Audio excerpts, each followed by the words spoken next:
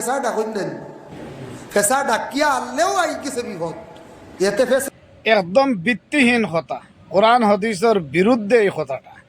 ফেসায় ডাকিয়া হারলেও বাড়িতে আই গেছে বিপদ, একদম ভিত্তিহীন কথা, কোরআন হাদিসের বাড়া কথা, এটা বুয়া কথা।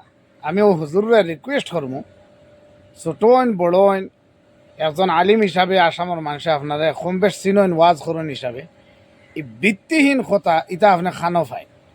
কোনো কোরআন শরীফ থেকে কোনো দলিল নাই, হাদিস থেকে কোনো দলিল নাই, কোনো সাহাবা থেকে দলিল নাই। এটা কি অবস্থা?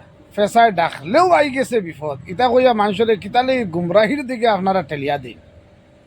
ফেসা ডাকলেও যদি বিপদ আই হয়, তা আপনি বিশ্বাস করবানি আমার বাড়ি 3 বছর তকিয়া ফেসা এগু এনি টাইম থাকে, তো বিপদ কিতা লাগি নাই।